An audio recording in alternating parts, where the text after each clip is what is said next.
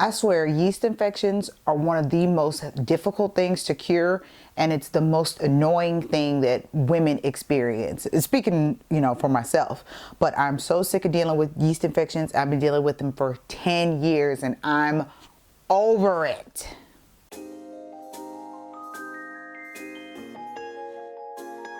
Welcome back to Jaye on a Journey, where we search to find our passion, our purpose, and our peace. Today's video is about peace of mind through wellness, health and wellness to be very specific. We are going to go over 5 things that cause Candida in the body. So if you're interested in learning more about Candida and how it affects your body, then you want to watch the rest of this video. As I mentioned earlier, I've been dealing with yeast infections for probably over 10 years, if not longer.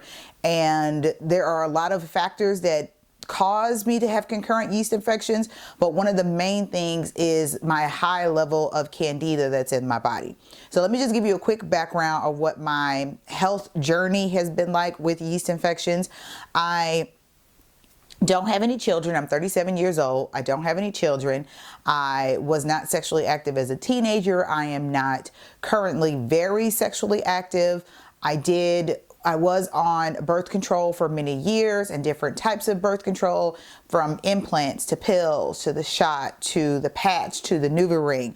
All of those birth controls and all of those hormones definitely affected my ability to keep a vaginal pH that would get rid of, or that would stop yeast infections. But definitely those hormones, those pills, and everything that goes along with that was definitely a factor that made me keep getting these yeast infections. Also, I was diagnosed with a vitamin D deficiency. So my body does not absorb vitamin D like everyone else's. It does not absorb vitamin D from milk. It does not absorb vitamin D from the sun. I actually have to get a higher dosage of vitamin D, the 50,000, not BTUs, but it's IBCs or LMNOPs. I'm not sure what the initial is, but I have to get a 50,000 unit pill of vitamin D and take it on an empty stomach. Sometimes I've tried taking that vitamin D pill with food. It didn't really work. So now I'm trying taking it on an empty stomach. There's different things that you can do that will allow your body to absorb vitamins differently, whether it's consuming it with milk or consuming it on an empty stomach or consuming it with a full meal. So that I've tried everything and I haven't found a solution yet. So it's a work in progress. So that's the first thing I want to talk about for your causes of Candida. Number 1, Candida is caused by multiple things. There's not one thing that you can just pinpoint as the cause of Candida growth in your body. There are several different factors. Everyone has different genetic makeup. Everyone has different hygiene habits. Everyone has a different diet. So you can't just say it's because of this, and that's the only reason why you have overgrowth and Candida. That is not true. The Candida is caused by many different factors, and sometimes you have to do a little trial and error to figure out what those factors could be.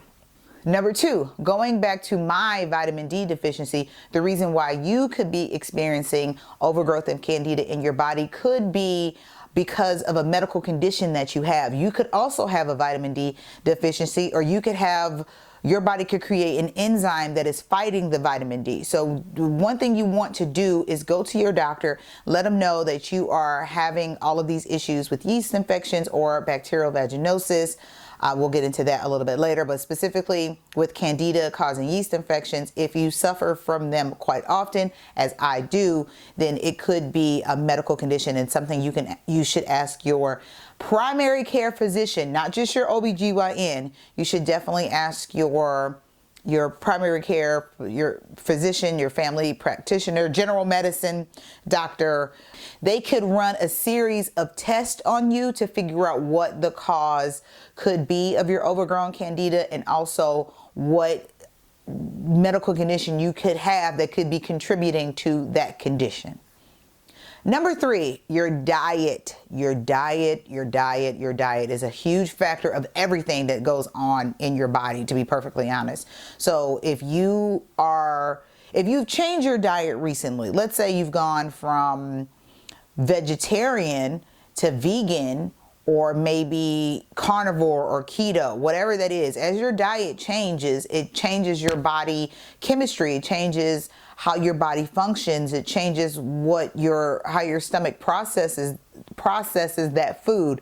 So definitely take a look at your diet and see what you've changed over the last couple of months to see if that can be a contributing factor to your Candida overgrowth. For instance, I noticed myself drinking wine more often, and then I noticed that my yeast infections were coming more frequently. I get them often, but at least before I could go like 2 months without getting a yeast infection. But when I started drinking wine almost every day, like I would have a glass of wine every day, I noticed I was getting those yeast infections more frequently. So instead of like 2 months, I was getting them within 1 month or within like 2 weeks, which is where I'm at now. Like they just keep coming back. So anything with yeast in it, like wine or beer, is definitely going to add to your Candida growth. So again, taking a look at your diet, seeing what you have changed in your eating habits,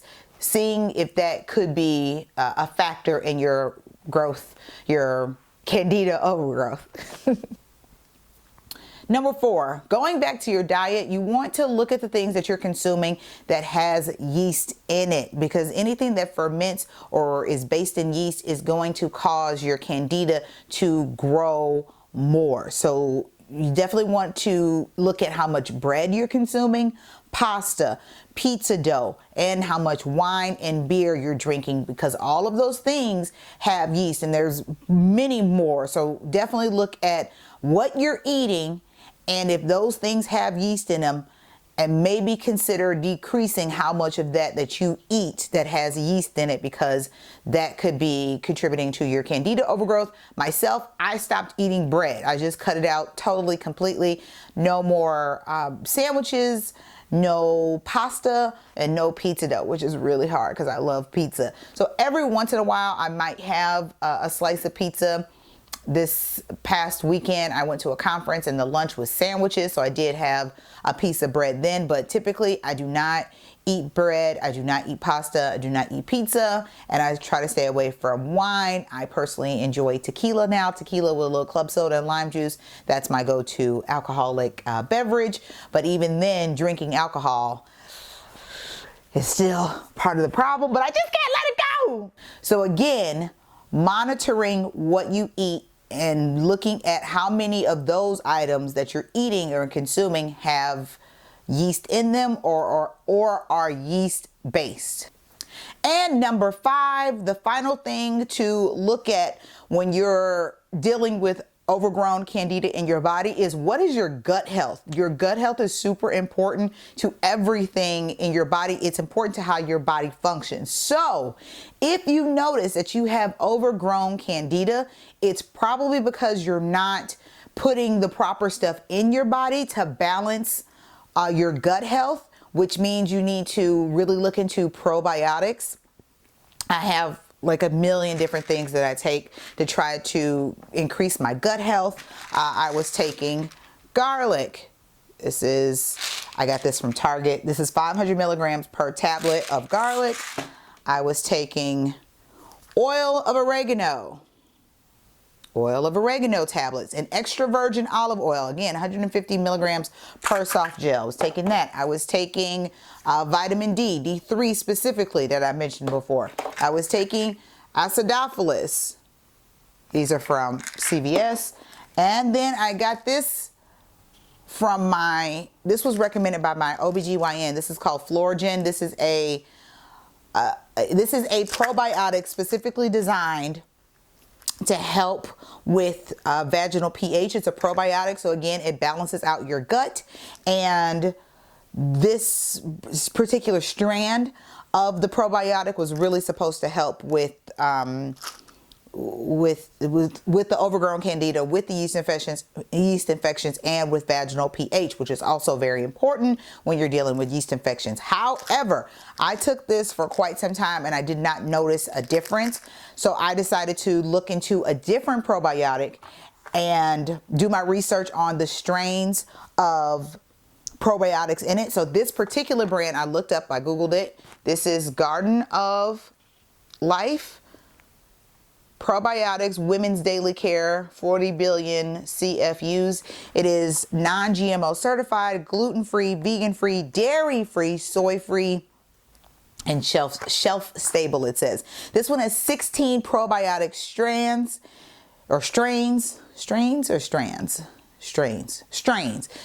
probiotic strains to help with vaginal health, immune health, and digestive balance. So that's the thing with Candida, is that your body has to be able to digest the things that you're consuming and basically flush it out. And your body needs to be detoxified through your liver and other organs. You need to have steady bowel movements. I suffer from constipation and I don't have a bowel movement. I have a bowel movement probably once every 3 days. It's so inconsistent that I actually have a calendar dedicated to marking my bowel movement. So if you ever come over to my house and you see this calendar hanging in my office and it says BM, that's the day I had a bowel movement. So my digestive health is slow. I have a slow moving digestive tract. That's what my doctor diagnosed me with years ago. So with that, there's so many factors that are contributing to my overgrown Candida. I got a slow moving gut. I got a vitamin D deficiency. I was eating a lot of pasta and drinking a lot of wine. You know, it's just like, thing after thing after thing. And it was so annoying and frustrating. What was frustrating about it was that I was trying to cure one thing. I was trying to fix one thing, hoping that that would cure the entire issue that I was having. So if I stopped eating bread, I thought that was going to cure my yeast infections. That didn't work. Okay, let me try these million other vitamins and supplements.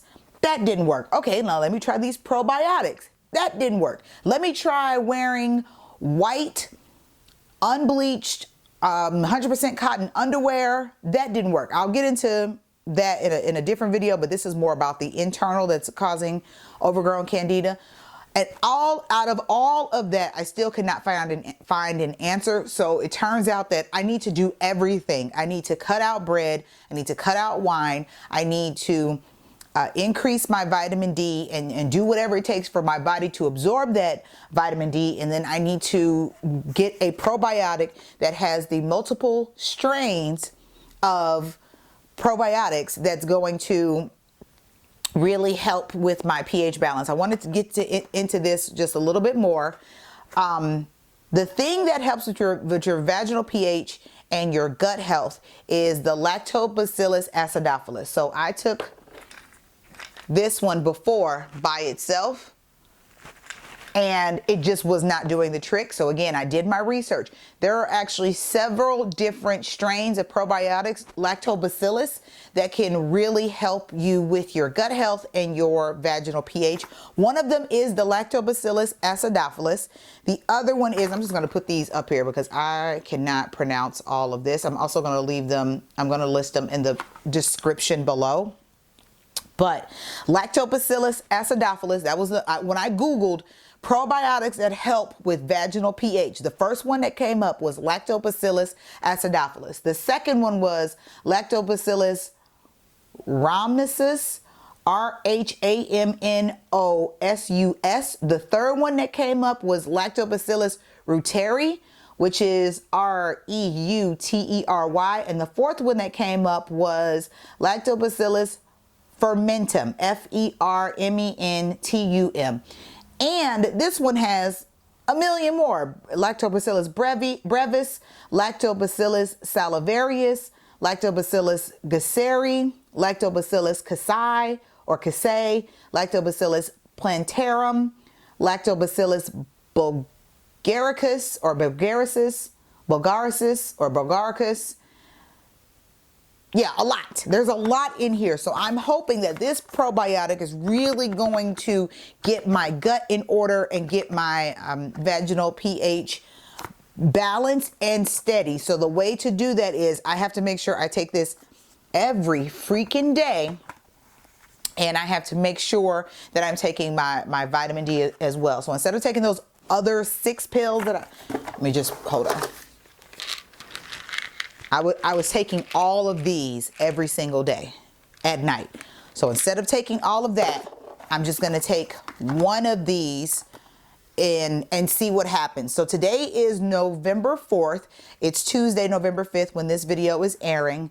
But I'm going to try this for 30 days. So by December 5th, I'm going to come back and let you guys know my progress and how this experience has been. 30 days using this probiotic and see if there's a noticeable difference. I'm just looking really quickly to see if there are specific instructions of when or how to take it. It says suggested use. Adults take 1 capsule daily, may be taken with or without food. Okay. That's pretty much all I need to know. All right, everyone. Again, I'm going to leave the description of all these vitamins, probiotics, supplements that I was taking. I'm going to leave the information for this that I'm taking.